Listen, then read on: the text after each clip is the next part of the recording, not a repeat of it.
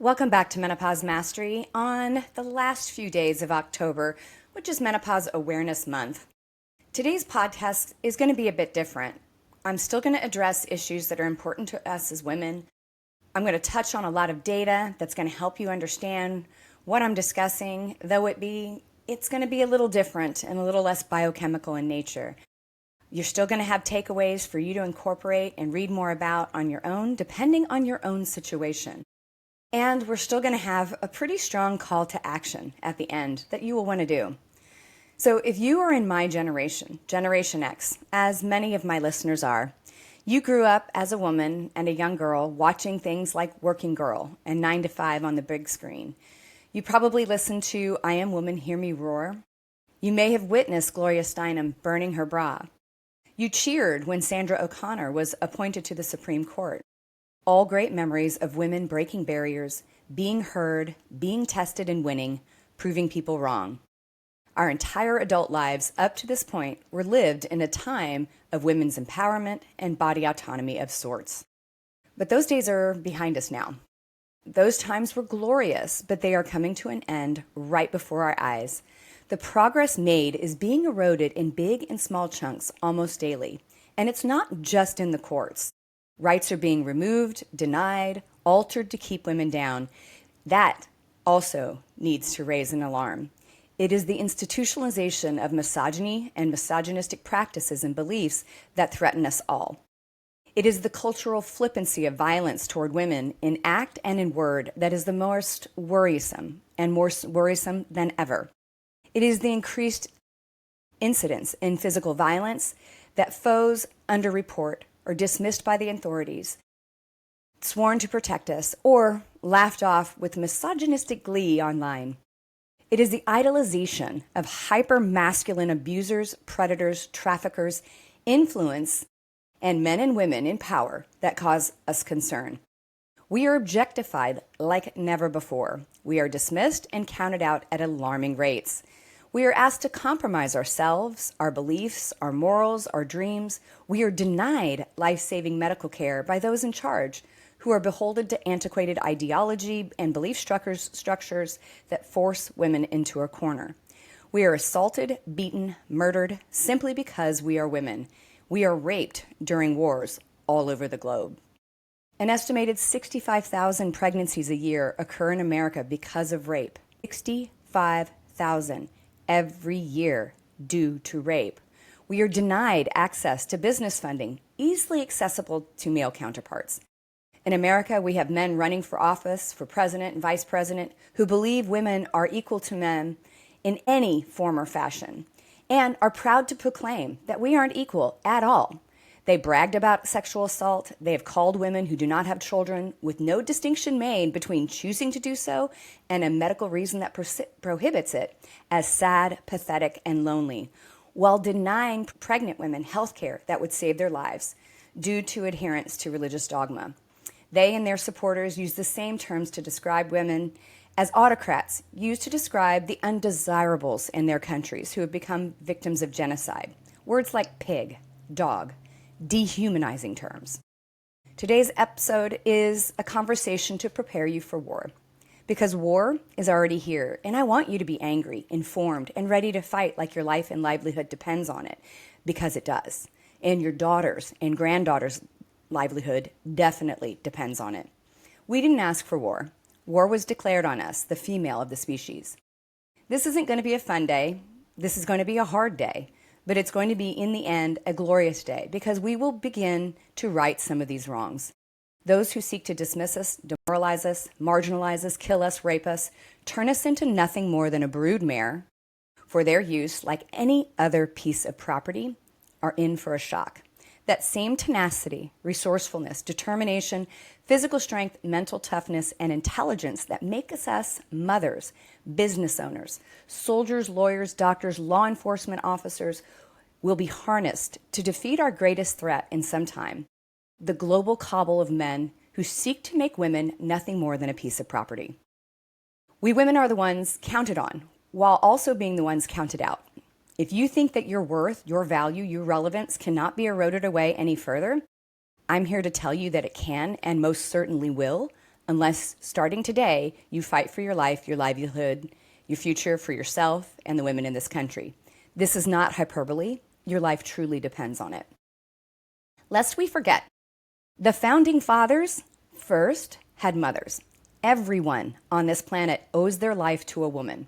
Mankind needs women, and what your forefathers fought for and fought over generations has begun to unravel at lightning speed.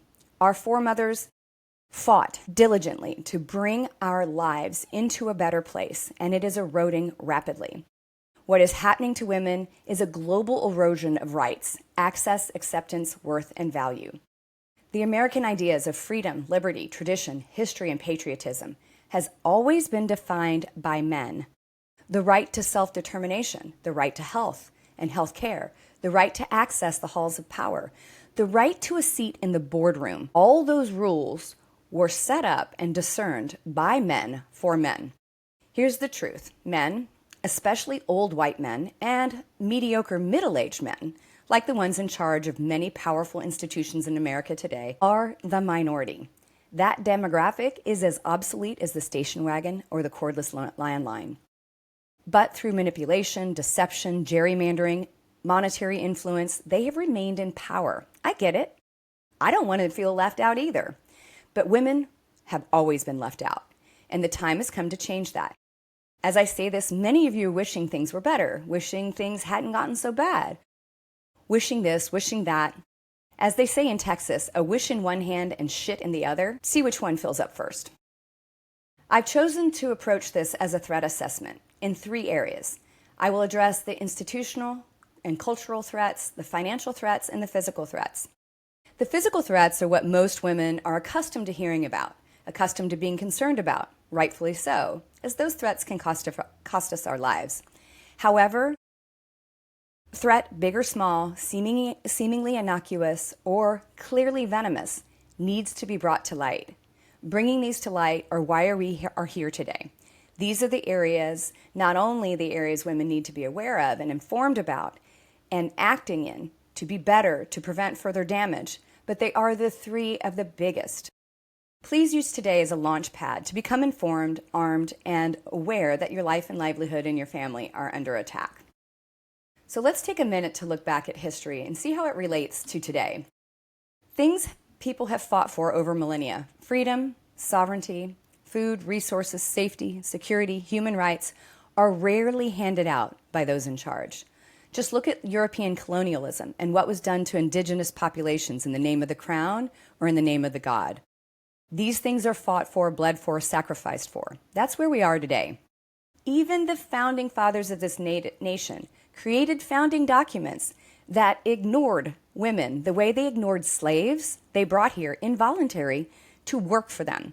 Women were not that much better off, and it was done on purpose. It took amendments, laws, decrees over the next 240 years to grant women, begrudgingly in many cases, rights, privileges, and equality to men deemed granted to them by God. These same rights are now under attack as a form of new breed of masters that are intentionally being undone, reversed, and removed at alarming rates to ensure women remain less than, just as they did recently, as early and as late as the 20th century, and remain so forever. A candidate for president was caught on tape talking about how you can do anything you want to a woman when you are a star. You can grab her by the pussy, and yet he was still elected. He's called women dogs and pigs. His supporters either agree with this or are tolerant of it or are not concerned about it to let it affect their support of him and the others and his party. This kind of dehumanizing language serves to make women easier targets for oppression, violence, restraint, and control because they are then viewed as less than. This is the same language Goebbels used about Jews in Germany during the Nazi democratic rise to power. In education, women are dismissed, ignored, forgotten. When women and girls are educated, they know their rights, what to expect and what to demand. Educated women and girls can get the jobs, can take care of their families, with or without men. Men don't like being left out. That's why, through the denial of education, failing to fund child care services in schools, and other anti-women initiatives, they are able to maintain control over women. Libraries are being defunded, book bans are commonplace. All these things further erode the rich history and rich women's history have had over the last century. When women and girls are educated, societies flourish and prosper. When women are denied education, society stagnates. Just look at what educated and critically thinking, inventive women who want to better the world, have done. This is literally a fraction of the list. It would take me hours to list all of the women that I can think of that have made an impact on the world. How many of you know the women I'm listing right here or learned about them in school? Mary Anderson invented the windshield wiper. Grace Hopper created the first compiler for computer languages. Dr. Ann Tsukimoto invented stem cell isolation and holds 12 patents related to circulatory system science in cancer patients. Stephanie Kwolek invented Kevlar. Dr. Shirley Ann Jackson invented caller ID. Ann Connolly invented the fire escape. Letitia Greer invented the medical syringe. Florence Parapart invented the electric refrigerator. Elizabeth Magie invented the board game Monopoly. And lest us forget, Hedy Lamarr invented Wi-Fi. The list goes on and on. Even in medical research, women have been ignored and neglected. Prior to the 90s, women were not included in clinical trials or research studies to develop treatments to help people who are sick. Only in 1986 did the NIH establish a policy to encourage research to include women in studies, but even then, it was encouraged, not a mandate for inclusion. The reason often cited was that women's hormones fluctuate, women were unable to handle the rigors of studies, and it also made the testing unpredictable, confusing, and difficult. What they are really saying is that they don't truly care enough about women to understand and work through something as complicated as getting a few more statistical data points to assess so that it may help all women and all men, not just men. In 1993, FDA reversed a 1977 ruling tied to the dangers of thalidomide at the time, requiring women to be included in research. And in 1994, the FDA established the Office of Women's Health to include women in clinical trials. 1993. What all this is telling us is that we have only been studied for about the last 30 years. And it's the last 30 years that we've even been included. And we are already facing an elimination of inclusion, access, and support from the medical community. Today, in 2022, the last data that's available, 9 to 10% of funding of research goes to women's health. We make up half, if not slightly more than half, of the FN population. According to a recent study, less than 1.83% of perimenopause and menopausal women in America are receiving appropriate medical treatment with bioidentical hormone therapy, despite the fact that that has been standard of care from the 1950s until 2002, and the failed, epically inappropriate, and ineffective study called the Women's Health Study. And less than 20% of medical schools have training for menopause. This includes assumed medical specialty of OB-GYN, the bastion of medical health. This is a failed medical system. Despite the lack of respect, the American medical community, for the 2022, 23, and 24 academic year, 55% of the people entering medical school are women. Political leaders actively have undermined efforts to advance women's health research and policy, particularly in areas uniquely affecting women, such as maternal health, breast cancer, and reproductive health services. By sidelining scientific research and evidence-based policies in favor of ideological agendas, they jeopardize not just the present well-being of women, but future advancements in healthcare crucial for women's lives. This deliberate obstruction reveals a chilling indifference to the health challenges and disparities women face, further entrenching gender inequalities in healthcare access and outcomes. Inactivity and passivity towards women is just another destructive tool. Ignoring women, what women need and what women deserve, what women have earned, has disastrous effects on the women, children, and their families. Let's look at a recent cultural example of demonizing women. A New Line magazine article in June of 2022 entitled "The American War on Women" addresses the inception of a word and a term termed as Karen. The Karen term emerged in 2021 for entitled women behaving badly in a classless, privileged manner. Classless, privileged behavior is something men do every damn day and have done for ages. There are examples every day. You hear it every day. And if you just hit the social media and the web, you see it every day. Many of these men are heroes to other men for their masculinity, alpha male posturing, and the ability to get what they want, when they want, how they feel, and they deserve it at the expense of others. Yet, look how easily it became negatively associated with the female of the species. Racist, classist, elitist. I'm not condoning the behavior of these people, not by any stretch, but I have to point out how behaviors that, when done every day for centuries by men, within months directly associated with women, the ease in which women are demonized for doing what seemingly has been done for forever by men is shocking. Dominance is under threat, and they are retaliating.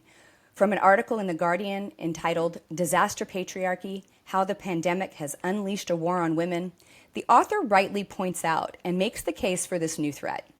Similar to disaster capitalism, where capitalists use disaster to impose measures they could never accomplish during normal times to generate more profit, disaster patriarchy is a parallel and complementary process where men exploit a crisis to reassert control and dominance and rapidly erase hard-earned women's rights. In disaster patriarchy, women lose their safety, their economic power, their autonomy, their education, and they are pushed out to the front lines, unprotected, to be sacrificed. In 2022, the state of Tennessee tried to pass legislation that would set no basement age limit for couples to marry, opening up the door to legally marrying children younger than the current state minimum of 17. Let's be clear. This is intended to allow a man to marry a girl, a small child, at any age. 2022. Seriously. Even the concept of virginity is a cultural construct created by men to make women who have already had intercourse be perceived as less valuable, less desirable, worthless. I'd like to know who the men are supposed to sow their loins with if women are supposed to stay a virgin. More rules made up about women to keep them under a man's thumb.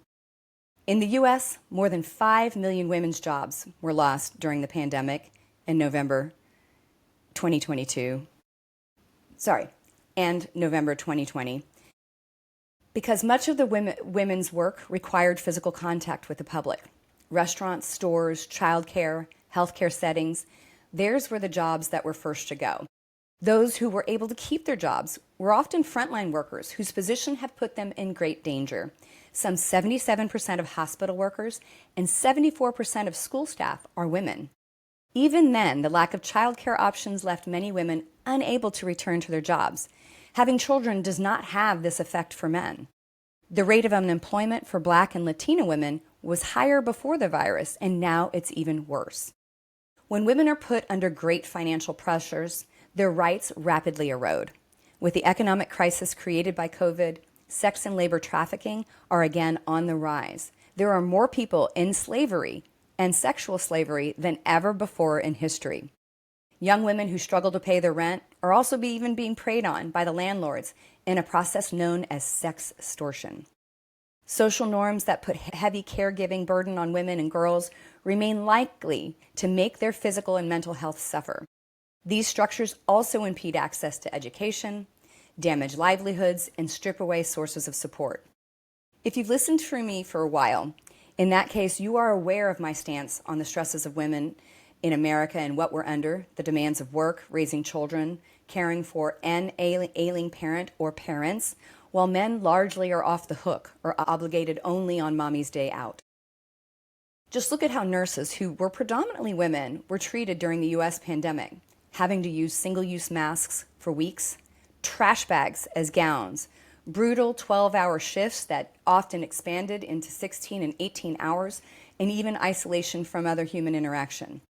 COVID has revealed the fact that we live in two incompatible ideals when it comes to women.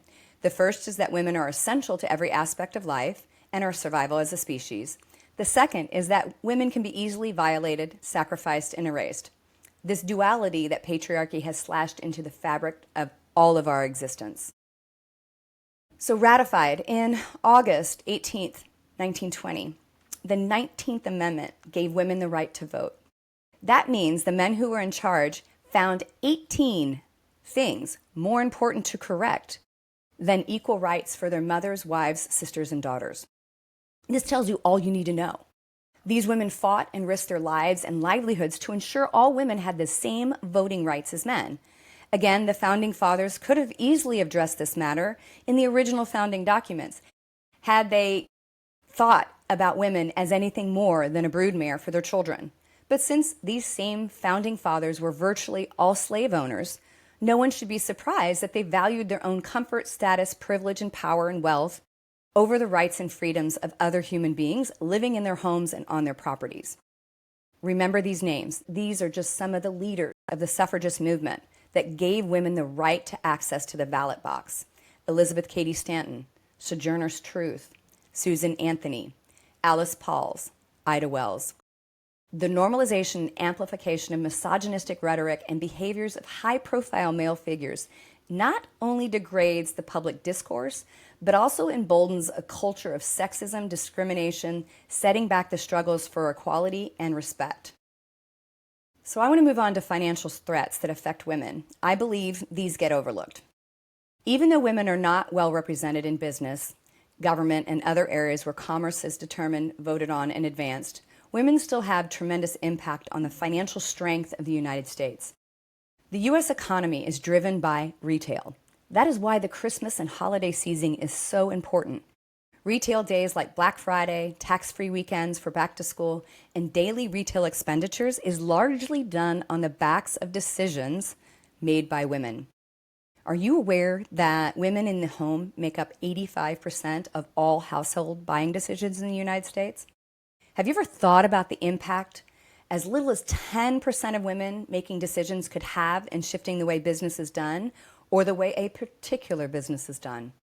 Consider just a couple examples from the food world. Alar, an additive that was sprayed on food to keep it from rotting so quickly, was banned in 1989 by the FDA because it was determined to be a threat to public health. It was moms, led by the celebrity voice of Meryl Streep, that worked to get this dangerous product banned. Or, more recently, RBST, a bovine growth hormone given to cattle to increase milk production. It has been banned in most countries, but not the U.S. Despite that, there was such an outcry from consumers in America driven by women in the home making decisions that many producers stopped using it in their cattle and the dairy products they produce because of its link to mastitis and reduced fertility. Do not underestimate yourself. I have read that if only 10% of moms refuse to have their children play pee-wee football because of the long-term dangers of the sports violence, you would see an impact in the NFL within a generation. Now, I know it, you're probably sports fans and football fans, but what I want you to understand here, and the point is, you have a voice and it's in your wallet. Use it. It is a fact that women in America could not get their own checking account without a male cosigner until 1974. That's right. With the passage of the Equal Credit Opportunity Act, women could finally get credit cards, a checking account, and something so valuable, a mortgage, without a male cosigner in 1974. That's not a verbal typo. It was only 50 years ago that those of you listening today could have the same access to financial tools that men have had in our nation for over 200 years. The long-term risk for women financially when they are tethered to a man are many. These women lack credit history of their own, severely limiting their ability to get in a home, get money for school, buy a car.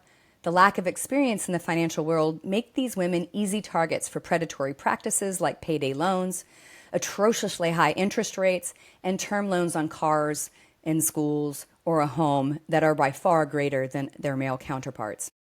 As a matter of fact, here in Dallas, where I live, there's a wealthy area that I won't name. It's not a very well-kept secret that women who live there are often in the process of joining the first wives clubs as their husbands trade them in for a younger version. I was told by a woman one time that many of these women will buy expensive clothes and take them with the tags on to one of the very high-end consignment stores so they could receive the cash to pad their bank accounts so they know that they will have money when they are cut off after divorce. It's real. And last, let's talk about the physical threats. It's certainly not least. From the New Lines magazine article, The American War on Women, when men feel superior to women, empowered by culture and the law, or lack thereof, violence and bloodshed follows. Silence equals death, literally. Instances of rape and sexual violence against women are on the rise. And if you want to be protected against rape, don't think for a minute men in power have any intent in helping. Here are two shining examples of toxic male patriarchy at work and why you should be worried, if not for yourself, but for your daughters. I'm going to quote this. Just don't have sex if you don't want to have a baby, said an impassioned young woman outside the Supreme Court in June in 2022. If all women had that choice, that would be great. In fact, sexual assault occurs every 68 seconds on average in the U.S. 1 of every 6 American women has been the victim of attempted or a completed rape. This is a number that is probably actually much higher. This is what's reported. If the woman has the right to an abortion, why shouldn't a man be free to use his superior strength and force himself on a woman? At least the rapist's pursuit of sexual freedom doesn't, in most cases, result in anyone's death. That statement right there was made by Lawrence Lockman, a Republican senator. When we have those kind of statements said by people in power, it erodes women's health and puts our physical body at risk. The evidence demonstrates that in most countries, a violent partner who threatens rape and impregnation is unlikely to face any consequences. In the U.S., the Supreme Court has now hugely amplified the coercive power of this threat. In the chilling words of the dissenting justice, from the very moment of fertilization, a woman has no right to speak of, can force her to bring a pregnancy to term, even at the steepest personal and family costs. If every time a man had sex, they risked death, physical disability, social shunning, and life-altering interruptions to their education and career, and the sudden lifelong responsibility for another human being, I think they'd expect a choice in the matter. Sexual violence against women is nothing new. Courtney Love put it best when she asked, if she was asking for it, did she ask you twice? Think for a second about the names we have given to the act of women being beaten by their partners. Something as seemingly insignificant as a word, in actuality, is not insignificant at all. Words define actions. First it was battery, then domestic violence, then intimate partner violence, and most recently, intimate terrorism. This could just as easily be seen as a cultural or institutional threat, as these are just euphemisms adopted by male-centric culture for rape, assault, battery, and violence towards women who are viewed as something less than, or dogs and pigs, in the words of former President Trump. By dragging their feet on reauthorizing the Violence Against Women Act, politicians have played politics with women's safety, leaving survivors of domestic violence and sexual assault and stalking in perilous limbo without critical legal protections and support services. Just like the Crusades or the Inquisition or the witch trials or the genocide of indigenous Americans and indigenous people all over the world in the name of God's destiny, women are now firmly in those crosshairs. It has become time for us to be armed, trained, courageous, and organized before all hope is lost forever. I'll address one more issue that I find quite dangerous. The current Republican vice president candidate seeks to eliminate no-fault divorce. No-fault divorce allows a woman to divorce a man without question. This will force women to stay in abusive relationships that often end up in death for the woman and can swallow up the children as well. This is forced subjugation, slavery, and violence. If history has taught us anything about what will follow, it is that what happens in America has a ripple effect across the world. If America no longer protects a woman's right in health care, it won't be long before other parts of the world follow, one way or another. It may not be about abortion per se, but normalizing such an attitude in the United States enables other forms of anti-women sentiment everywhere. For one, America can no longer hold the rest of the world accountable for laws that they are abusing against women. If we no longer have bodily autonomy as women in the freest part of the world, then God help us all. Against this type of treatment in women is nothing new, but it has taken a dramatic turn in recent years, with a large segment of the American population believing it's okay to treat women this way. Remember, at the witch trials, they didn't burn witches, they burned women. At a debate between the candidates running for U.S. Senate in Texas recently, it was brought up that it is not pro-life to deny a woman medical care so long as it makes her unable to ever have a children again. It is not pro-life to force a woman to carry her rapist baby. It is not pro-life to have a state, Texas where I live, with a female mortality rate that has increased 56%, and an infant mortality rate that had risen in tandem. Women and babies are dying. It's not about the children either. It's about controlling women. If it were about the children, then we would have school lunch programs in every school. Moms would get free prenatal care and the proper amount of maternal leave. And gun violence would not kill more children in America than cancer or car wrecks combined. It's not about the kids. It's about controlling women. The rhetoric on both sides of many issues often verges on hyperbole. But it has reached a point where the threats of sexual violence, like what Elon Musk said about putting a baby into Taylor Swift, have become so normalized, accepted in routine, and institutionalized that the only way to solve this problem is to fight back. Literally fight back. Their goal is for women to be seen as property, no different than a head of cattle whose worth is only for the benefit of the owner. Men don't walk around with mace on their keychains to protect themselves from women or other men. Men don't worry about what may be in their drink that they get at a bar. Men aren't afraid to go to a jog in the dark before work. Men don't think twice about getting into a rideshare vehicle. Why?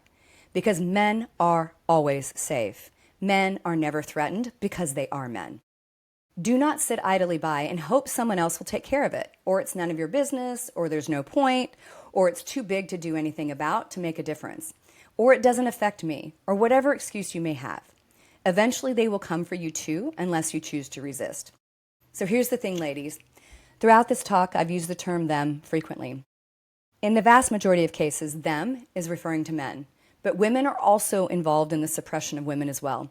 A classic example is Phyllis Schlafly, famously fought against equal rights because she felt it would erode the perks women got in every day, like having a door opened for them, being seated first at the dinner table, being given a seat on a crowded bus. Those things, while nice, can be obtained by anyone at any time simply by being around good people. It's not a gender-specific issue to be kind to others. That is manners, courtesy, and respect. Elderly people, soldiers in uniform, people on crutches or wheelchairs all benefit from those same acts of decency. Phyllis turned it into a war among women centered around gender roles.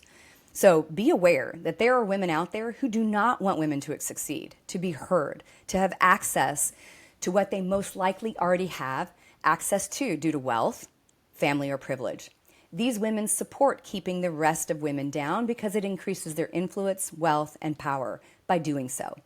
The same way being denied entry into exclusive club makes the ones inside feel special. What we are talking about here, though, isn't tea times and swim-up bars. We are talking about worth, value, respect, safety, and basic human rights. These same people who subjugate women do so to keep powerful men in control, to become more powerful and more wealthy. Look back at any authoritarian regime, Stalin, Pol Pot, Nicholas Ceausescu, who also banned abortion in his country, Hitler, the Taliban, and the family of Saud. All of these authoritarian governments attacked education, intellectuals, because they knew that people who think are a danger to those who wish to remain in control. This same reason they want women at home pregnant with a baby in one arm, a serving spoon in the other, and a pile of laundry to be folded. We are easy to control that way. We are easier to keep out of business that way. We are easier to keep out of college that way. We are easier to keep unemployed and financially dependent on somebody else that way. The gaslighting is more effective when women are kept in these situations as well. All a man has to say is, "That's crazy, honey. I'm out there every day working, and I don't see or hear of anything that you're describing. You watch way too much left-wing media or fake news or listen to whatever Taylor Swift says or whatever version of that there is." They don't want women who question, challenge, and think critically. African American women see it. They are currently the largest demographic enrolling and graduating from college because they know the way out of whatever they are in is education, and they no longer want their life to be subjugated. We've touched on a lot of things today from all over the world that prove beyond a doubt that there is a war on women worldwide. But since most of my listeners are here in the US, this is what's coming for you.